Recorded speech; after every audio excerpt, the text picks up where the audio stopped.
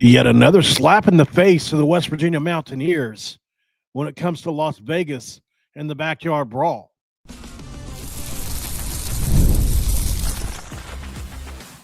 You are Locked On West Virginia, your daily podcast on the West Virginia Mountaineers, part of the Locked On Podcast Network, your team every day. What's up, guys? Welcome back in. Nice to see you. My name is Mountaineer Paul. It's another episode of Locked On West Virginia, baby. We're talking, you heard it, in the opening, Las Vegas. Add them to the growing number of folks that don't believe in the Mountaineers this upcoming season, and the evidence I have for you, pretty easy stuff to look at. They've got West Virginia's home underdogs in the Backyard Brawl, so that's going to be fun. We're going to talk about that because I just definitely disagree. I really do. This episode of Locked On West Virginia going to be brought to you by Monarch Money. Take control of your finances today with Monarch Money and use code LOCKEDONCollege at monarchmoney.com for 50% off your first year. And thanks for making Locked On West Virginia your first listen and for being a part of the Locked On Podcast Network. We talk about your team, the Mountaineers, every single day. And let's get to this, baby. We're also going to break down Pitt. I know it's gross. We're going to break them down. I've spent the last 4 or 5 hours going through what I've been putting myself through, what you don't have to go through now. You don't.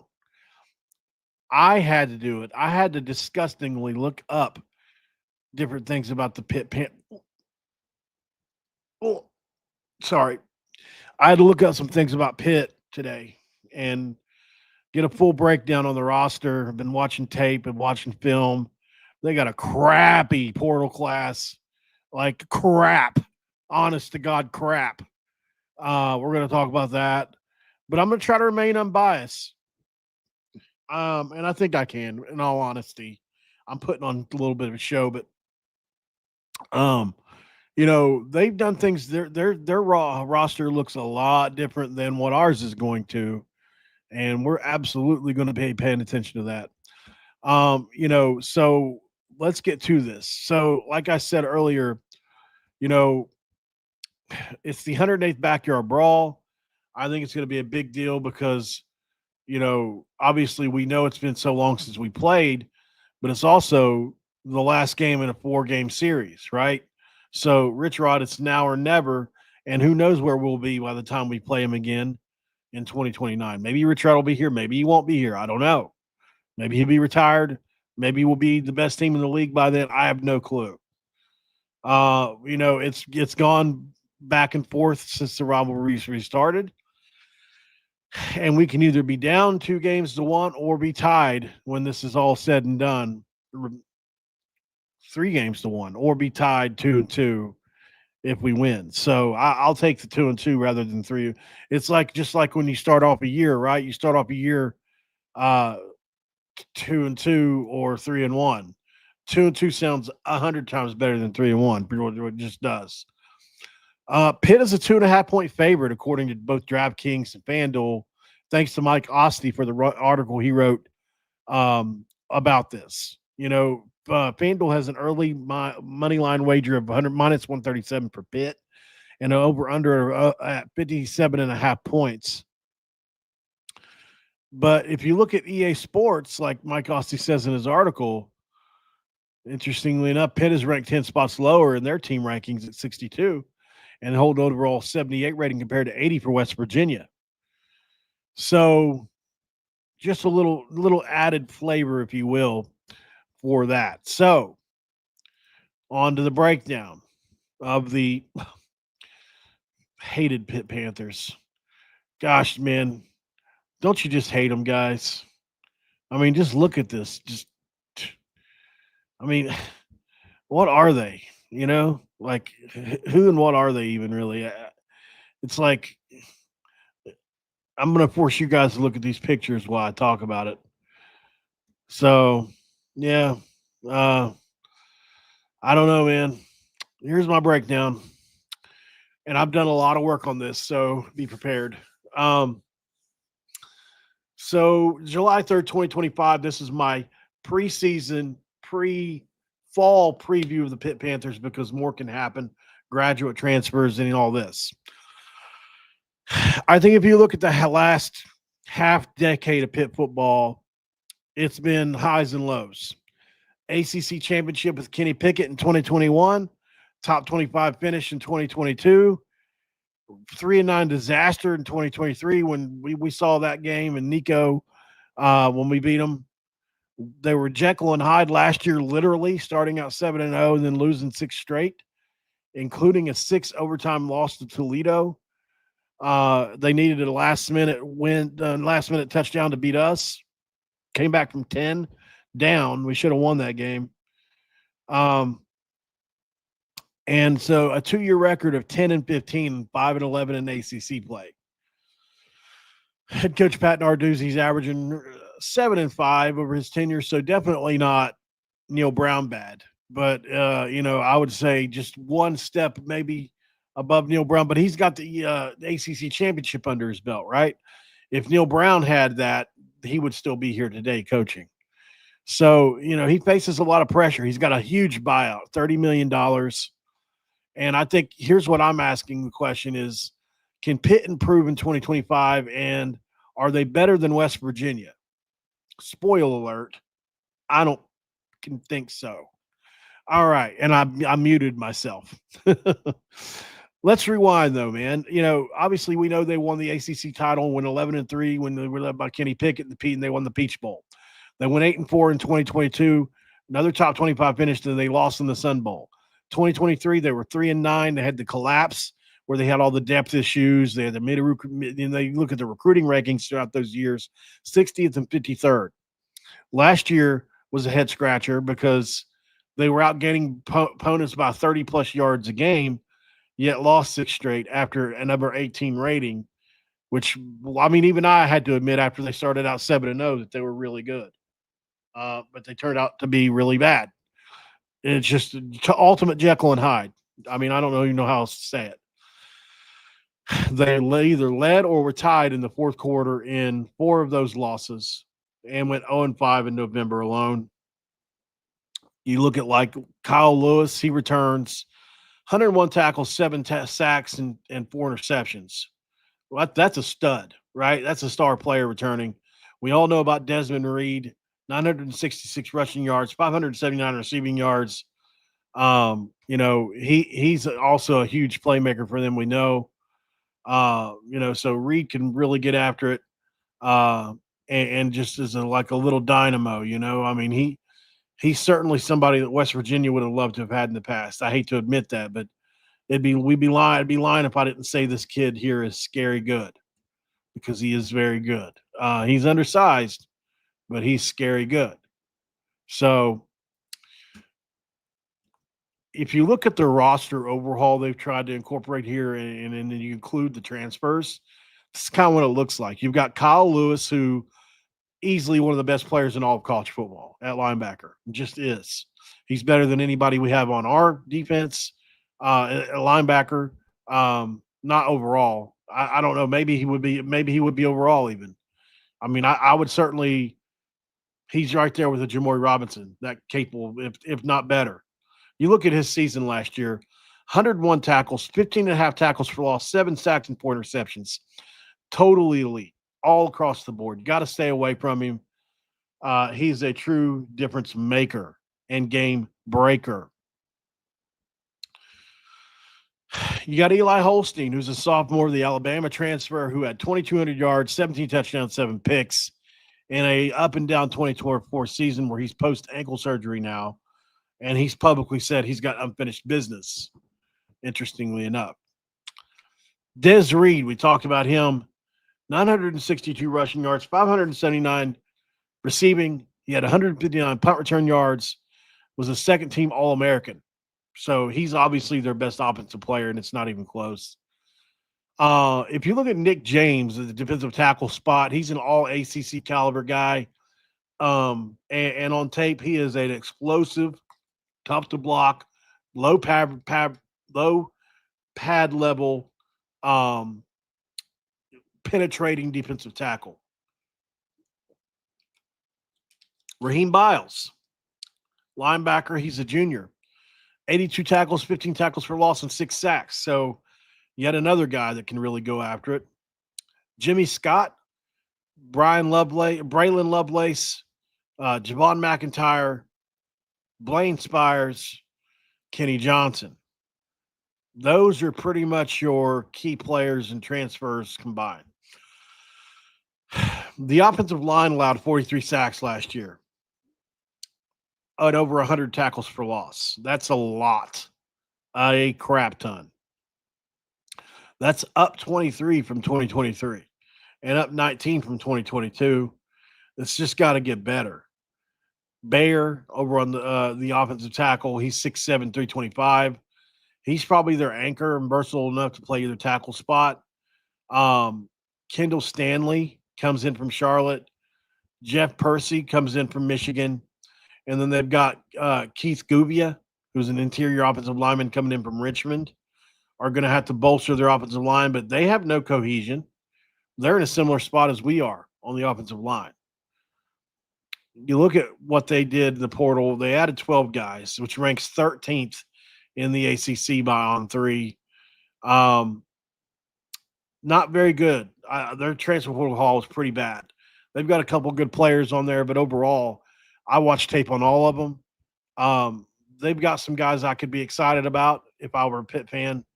But, I would say probably James London. He's a really good kicker. I know it's crazy, but in my opinion, their best portal get was a kicker. But if you go look at the Murray State footage of this kid, he's got an absolutely booming leg. It's absolutely booming, man. So, he's going to be a guy that's going to could make a big impact in this game. Deuce Spann, Andy Jean from Florida. So Deuce Spann came from Florida State. Andy Jean comes in from Florida. Jadine Moore comes in from defensive end from Oregon. Jaden Bonsu, safety from Ohio State. So if you look at these places they're getting players from, Florida State, Florida, Oregon, Ohio State, pretty big stuff. But they lost Sincere Edwards, who had 17 sacks, 3 sacks, 6 tackles for loss over his career at Pitt. He's now at UCF, so that's going to hurt the pass rush. Of course, we still have to deal with him.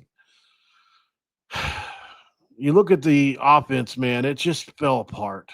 I don't know what happened, man. They're just inconsistent. And really just bad the second half of the year. So I think that's what we'll do next. We'll go to a quick break. On the other side, we will take a look at the offense, the defense, specialists, and all that. There's still a lot to get to with Pitt. Stick around, guys. It's Locked On West Virginia, breaking down the Panthers. All right, guys, this episode of Locked On West Virginia going to be brought to you by none other than Monarch Money. And we talk about them because they do it big for us. There's no doubt about it. And when it comes to Monarch Money, if you want to take control of your finances, you can do so at monarchmoney.com. And whether you're growing your savings, planning on a big purchase, or what have you, Monarch Money puts you in the driver's seat. It's like having your own personal CFO, giving you full visibility and control of your finances.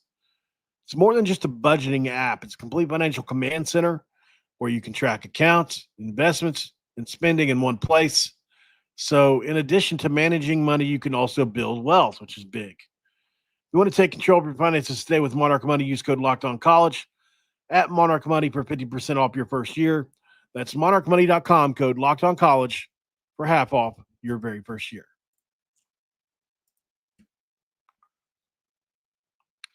All right, guys, we are back here, Locked On West Virginia, in segment 2. I got to be honest, man. I tried to figure out why these guys had such a bad season last year, the second half of the year. There's a bunch of different reasons. I think Des Reed got worn out. They used him a bunch. And they kind of caught on to what they were doing, which was they were just basically running people down the field and then flooding him out behind it and just tossing it off to him. He'd make 15 people miss, and they would move the ball like that, like 3 or 4 different times a drive. It seems like they would, or, per series, they would do this. So Um, I think obviously the offense is going to hinge on Eli Holstein's health. He's 6'4", 225. He can move. He threw for 2,200 yards, ran for another 328. But that 0-6 finish really showed a lot of his inconsistencies, in my opinion. He just was not good down the stretch for them. And everything he was, Heisman contender in the first 7 games, he literally went to the antithesis or the opposite of for the last 6. We know Reed's an all AC talent, 154.9 all-purpose yards per game. They're really pair well together. You got Holstein who can pull it and run it. You got Reed who you can give it to, and they really counter each other well because Holstein you have to maintain the edge if he pulls it. Like any mobile quarterback. Obviously, the offensive line's improvement is going to be key. I think if they give up fewer sacks, it could really unlock this unit to be a top 50 offense. They've got some pieces, but our best asset is defensive line, right? I think on defense starting out, our defensive line is going to carry. So I have my doubts with Pitt's offense this upcoming year with the offensive line status. We'll see. The defense has star power, but there's flaws. If you look at Lewis, we talked about Biles. They led the linebackers with 135 combined stops. The pass rush was 6th nationally in sacks, 4th in TFL.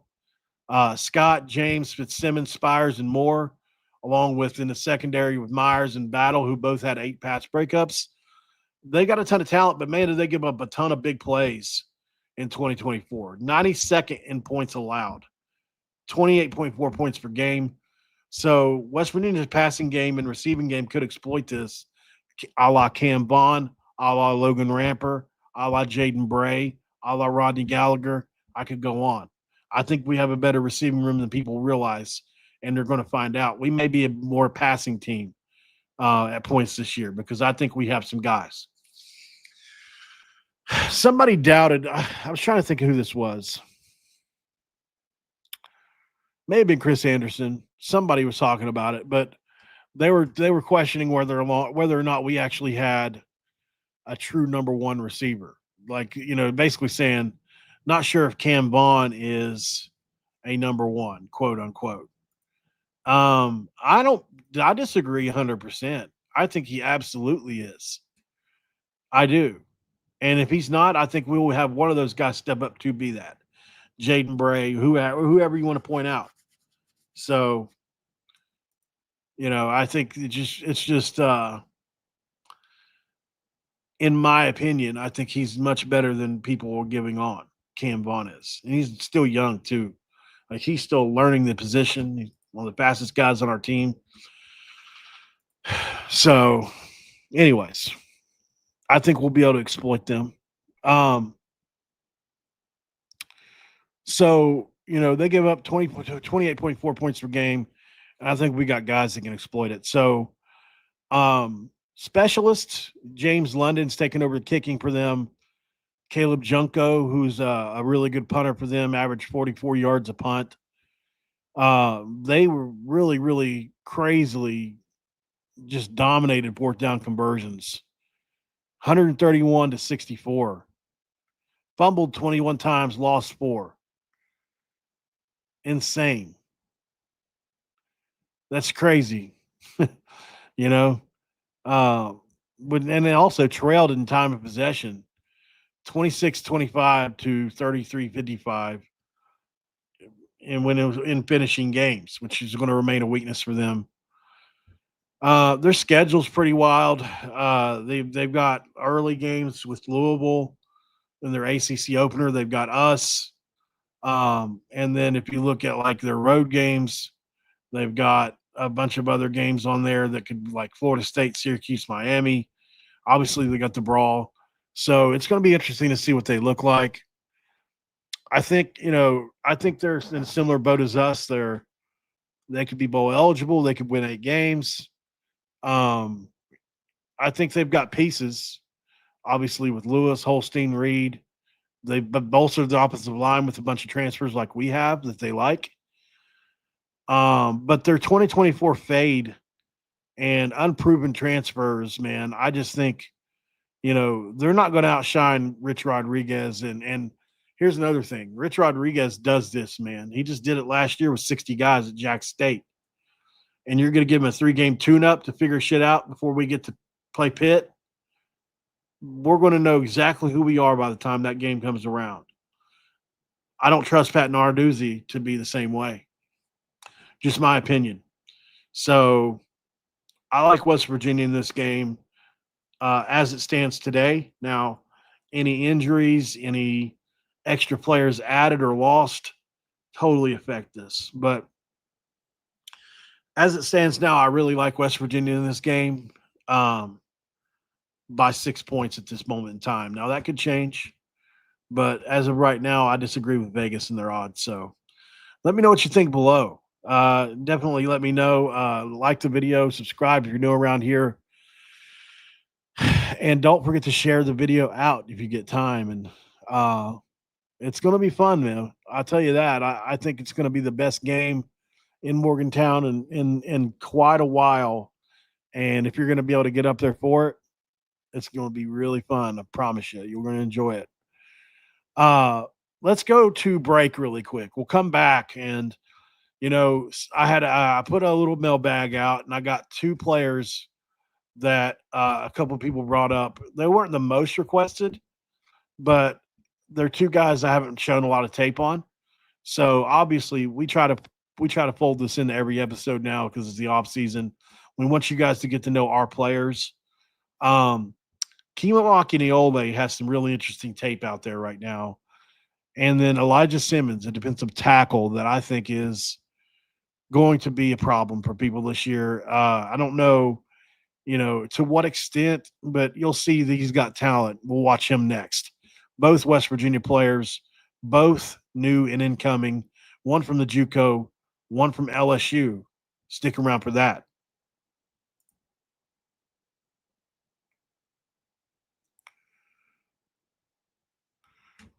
Back here in Locked On West Virginia, talking ball with you, man. Obviously, we looked at the Vegas line, saw that Pitt was somehow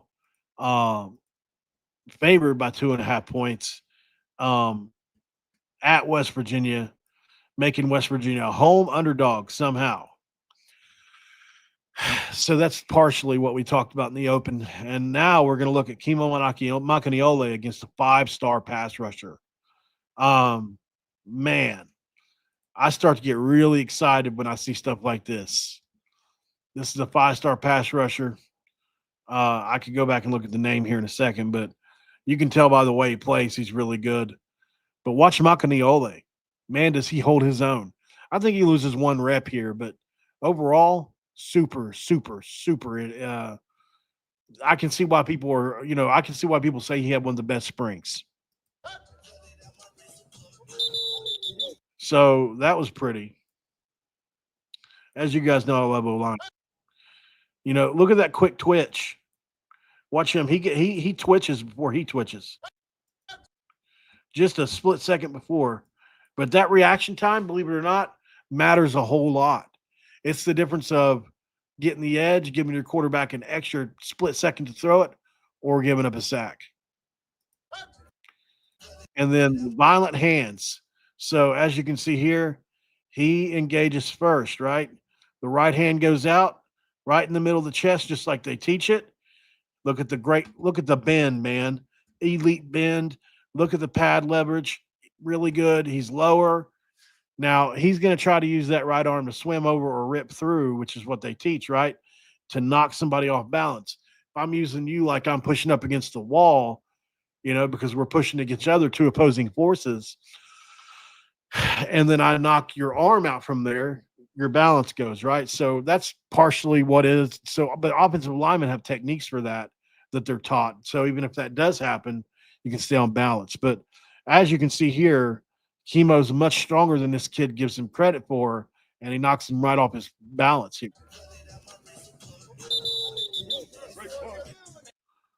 Okay, so here we go again. And here's the rep. I feel like he lost that rep, right?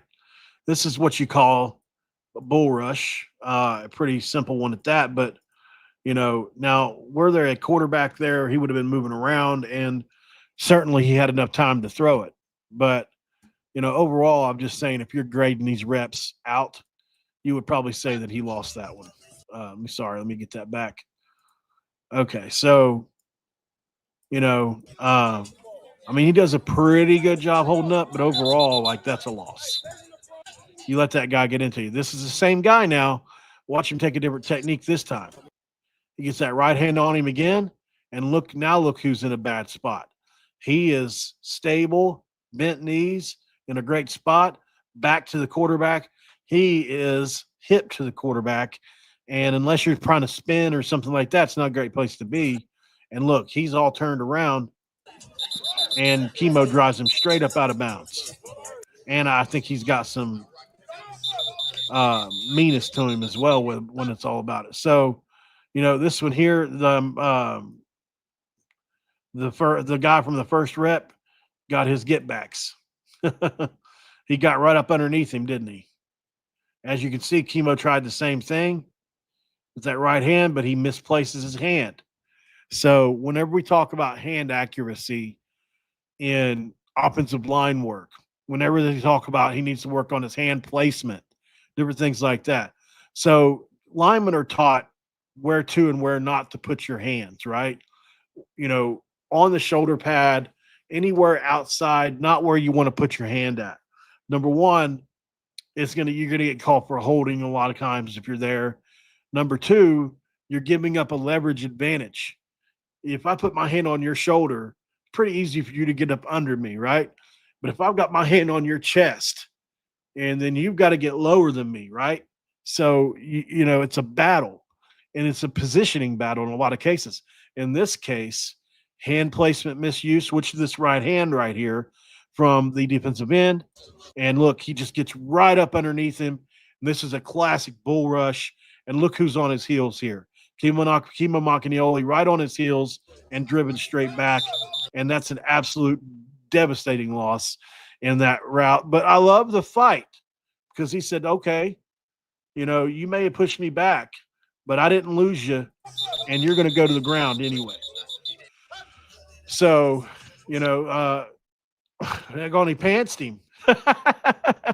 For those of you listening on podcasts, we're watching obviously clips of Kimo Makanole before he ever went to college, by the way.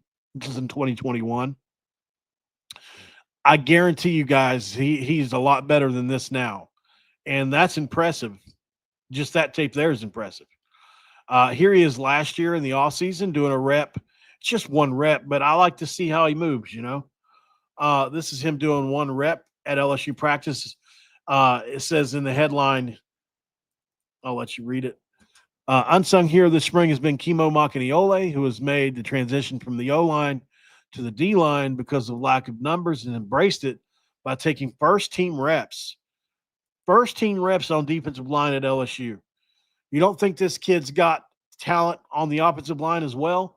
Maybe there were guys that were more ready to play or just a little bit better than him. Sure, maybe there were. But I definitely think he's got some great athletic ability and potential for West Virginia on the O-line. And we run two different styles of offense. Better not let that music play. So, it's not nothing crazy. It's just watching him. But, look at the size difference here, guys. This isn't the same kid we watched in those highlights a minute ago. Not even close. So, I think there's a lot about him that, here he is at LSU. Really great size kid. He's just one of the most intriguing signings that we got this offseason, in my opinion. How many great Samoan linemen have you ever heard of? Billion, right? Like almost all Samoan are either defensive or offensive linemen. I think this kid absolutely got a chance to be a great one. Look at the tree trunks he has for legs. Seriously. He's got absolute tree trunks for legs. So, And this is the best picture of all, right? And I love the tattoo. We're going to know if it's him playing right away because that tattoo is going to show off. So here he is playing in the Citrus Bowl versus Purdue. So, I just think this is a kid that probably feels a little slept on. I would love to interview him, man. I really would. I would kill to interview this player. But, we'll see what happens with him. My gut just tells me, for some reason, he's going to be really good. And I truly do believe he's going to start for us based on conversations I've had with other people. I'm told he's been winning a lot of the conditioning drills. He's been first in a lot of the running and different things that the offensive linemen have had to do. And just look at him here. I mean, this is a big dude, man. He's much bigger and stronger than he was in those videos we saw earlier. So Kimo Makanole is somebody I want to advocate for a little bit here and give some shine to, because he's one of the guys that you just can't find footage on, and due a large part because he didn't play much at LSU. So, and there's no shame in that. Really good players haven't played at LSU. And a lot of times politics gets involved, in a place like LSU, especially where there's a lot more money to throw around. If I'm giving I actually spoke to another transfer about this. I don't want to put his name on it, but he also transferred in from an SEC school, and said that, a lot of times you might be the better player, but it's similar to the NFL nowadays in that if their contract is worth a lot more, the boosters, the pressure to play that player is real for coaches. Now, there are going to be coaches like Rich Rod that say, I don't give a crap. I'm going to play who's best, and you're going to be happy we're winning. But because of the investment, you're at least obligated to try to get this player to play up to snuff, right? So in a lot of cases, guys like Kimo Makanole will get overlooked in those situations. Guy came in 2021 before the portal was even really a thing. Now he is in year 4, year 5, having to deal with it, and they keep going out and getting other portal guys that maybe have more merits because they've had more playing time. It doesn't mean they're not good. It just means they haven't given a chance yet. While in the portal, you can go out and get a guy that's proven himself. And a guy like Kimo, who spent 2 or 3 years developing in your program, does it, and you may not even know what you have out of him. So that's what I have to say about that. And it's like Forrest Gump said, and that's all I have to say about that. Elijah Simmons, we talked about him a little bit on another show. Big time defensive lineman transfer. I think, well, JUCO technically not transfers. They're more like high school recruits, is how they're really actually looked at. They come in very similarly. They come in the same time as high school recruits. They come in the same, they're lumped in with the high school recruits whenever you look at, if you look at any list, they're always ranked right there with the high school recruits. So he's 6'2", 280 pounds. He was really good last year. He was dominating, man, as a run stopper. 21 tackles, 5.5 tackles for loss. That's a big part of this I want to show you. And a sack. He was in 10 games, and he had some really big performances. So he's from North Carolina, and he started his career at the Group of 5 level at Kent State. So, and he held offers from a bunch of Group of 5 schools coming out. So it's not like he wasn't on the radar. It wasn't like he can't play. So let's see what the big man has to offer here and why I'm showing you this video, because I absolutely do like him as a player. And here he is right here standing up. That's him right there. As soon as we can get it back into focus. All right, there, straight away, you see he's got good speed to the quarterback.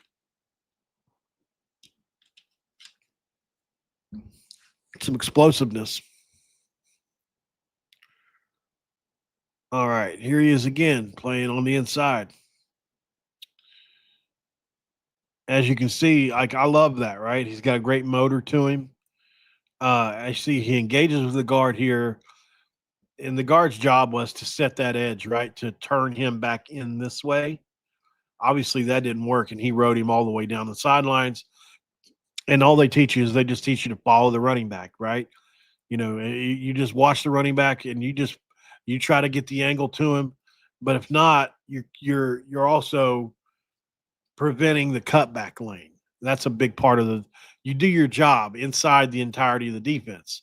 If you go out and try to make a special play, you may open up that gap for him to cut back in your lane. So it's something that it takes some learning as a defensive lineman to be patient on these plays when they're outside zone or stretch plays, where you're having to maintain a lane and also pursue at the same time. You'll see here he does something similar.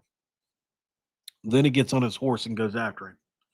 So football is the most technical sport in the world. Or it's just, because there's so many different players on the field at the same time. And it's not like in basketball. I had a great conversation with a coach yesterday or the day before, a college baseball coach. He said, the thing about baseball, it wasn't basketball, it was a baseball coach. So the thing about baseball is what makes it so much easier to fix than in football is if a guy's not hitting his spots as a pitcher, if a guy's not finding the ball, there's like 5, maybe 8 things max that you can try with them. And eventually you'll figure it out with repetition and hard work. In football, not only does the thing you're doing on that play depending on your ability, the coaches call plays due to your ability or not, but also to the player to the left and right of you's ability that affects your job. That also affects the guy behind your job. It also has to do with the skill level guy against you, right? The guy in baseball, it's basically it's you against yourself. So there's nobody else to go against unless you talk about a pitcher. So when you think about it, how technical the sport of football is, and even with basketball, it's still only 5-on-5. It's not 11-on-11. So just an incredibly technical sport. Here with Elijah Simmons again, and you can see he's got some shiftiness to him. I don't know how well you can see this, but on this on-set go here, he does a little stutter, and then if you'll see, he takes the inside or the outside the outside rip through. Nice job. And just an excellent lane to the quarterback with that move. I mean, I love it. Everything about it, I love it. The little stutter off the line, trying to figure out what you're going to do. Instinctually, he finds a flaw. He goes under and gets to the quarterback. It's just as good as you can do it. I mean, he can move for a big guy, 300 pounds. Once again, look at that leverage. You want to talk about playing with pad level? Watch him get down and explode into the offensive lineman here. Boom. I love to see that, man. When a guy's big and strong like that, you get low. Look how low he got there and got into him. And then he just uses that power to shove him out of the way and make that play. I mean, that's so impressive. When I see stuff like this, I get excited about Elijah Simmons for West Virginia because this guy's towering over him. Should probably be able to dominate him.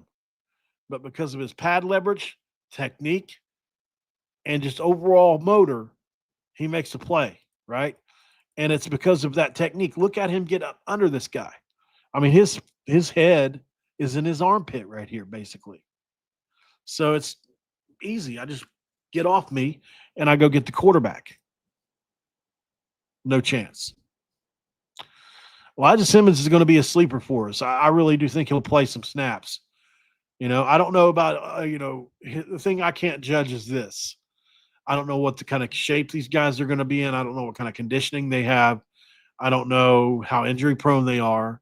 So, like, when I'm making these proclamations about these players, like even Sincere Bowers or even Ben Bogle, I only know so much. I just know that on a single play, these guys are really talented. And as long as they can put those together, they could be very good players.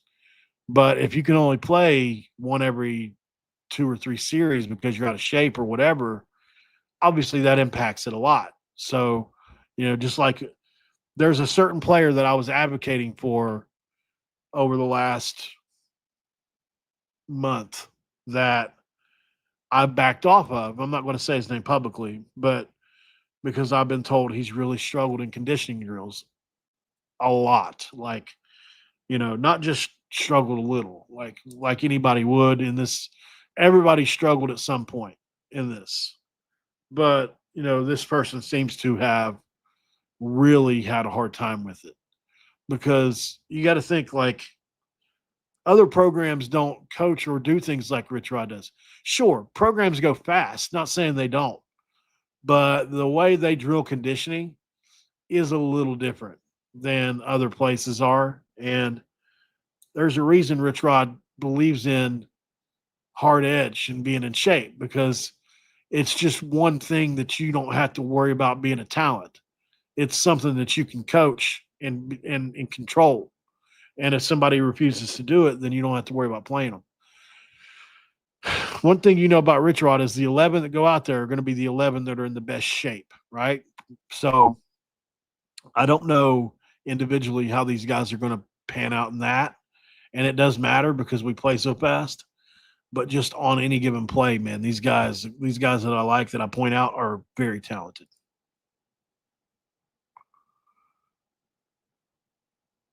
Once again, really nice move there. He got a little high on this one, but look at the high. Watch his hands. I mean, he's just moving his hands around.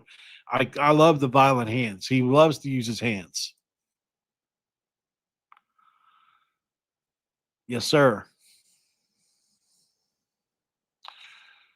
Just something so simple as this little sidestep, right? It's nothing too technical or anything like that.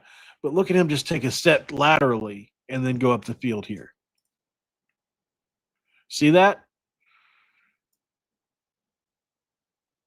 See that first step? He goes this way just a little bit, then up the field. The play is, the running back's on his left hip, right? The quarterback's left hip. So it's not like the play's going this way. Why did he do that? Well, it's because look at how these guys are down blocking. He knows he's going to have the angle, right? If he just follows because down blocking, it's not everybody always goes the same angle, right? Some guys go the opposite angle. So sometimes you can stretch them angles out and win. And he did it right here. Literally all he did was this right guard down blocks. He filled the empty space vacated by the right guard or the left guard and made it so much tougher for this left tackle to get the reach block that he needs. That's it. That's all it is. Forces the play out and makes the play.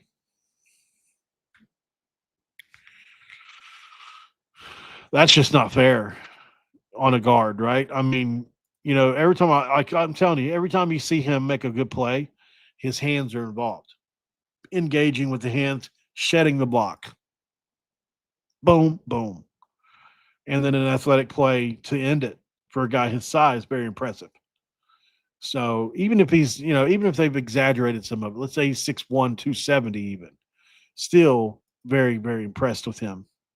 And I don't know, maybe he really is 6'3", and I'm not saying he's not. We're going to look at a picture of him here in a second. You see what I'm saying here? I forgot this play existed since the first time we watched it. Tell me this isn't one of the most impressive plays you've seen a defensive lineman make. For those of you listening on podcasts, he's lined up on the edge in a 3. Well, no, he's lined up. They've got it shifted over. So the offense is unbalanced. So anyways, he's lined up on the right guard in an unbalanced line. So I think, is that a tight end? It's hard for me to tell without knowing the personnel. But anyway, he's lined up on the edge and I think it's the running back that ends up with him as trying to block him, and he tries to cut block him, and he literally Superman dives over top of him. Yeah, that's what happens. He tries to cut block him, and he Superman dives over top of him and makes the tackle. I can't believe he didn't. If I'm him, I put this on the first play.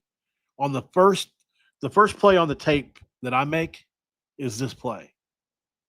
This makes a big statement. That's crazy, man. What a play. Pretty impressive kid, man. I think he's overlooked in this class, and like a couple guys are. As you can see here, he's a good pass rusher too.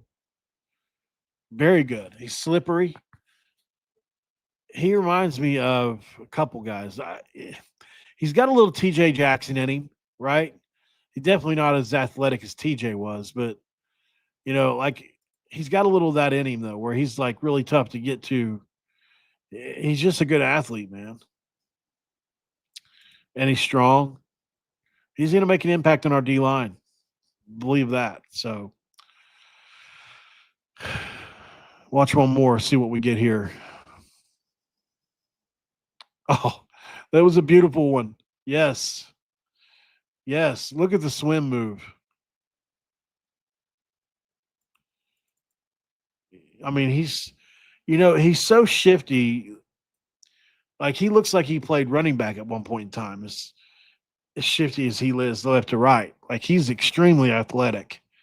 So watch this move he puts on, dude. Watch how he jukes him out, then takes the club and the swim over. It's pretty impressive. I mean, he can really move. He's quick. The play went away from him, but I'm glad. I don't blame him for putting that on the reel. Really impressive. So Elijah Simmons, guys, definitely somebody I like, and we should definitely keep track of and watch this upcoming year at WVU. All right, maybe a little Scooter Berry, Logan. That's definitely a good one. That's definitely a good one. Logan Bowers, Sincere Bowers, is that you? Just kidding. All right, guys. That's all I got. I appreciate y'all. Glad to see you. Hope be safe driving, Eric. Thanks for making Locked On West Virginia your first listen, and for being a part of the Locked On Podcast Network, where we talk about your team every single day. And I'll talk to you on the next one. I know the line's been out. I can do an episode on something that happened 3 months ago, can I? Other than that, y'all, I am going to jump out of here. Oh, Locked On Portal podcast. Check out Brian Smith next. He does an amazing job over there covering the portal and other things in general. He talks about a lot recruiting. He covers a lot of recruiting. And I'll see you on the next one, guys. This episode's over, and I'm out of here.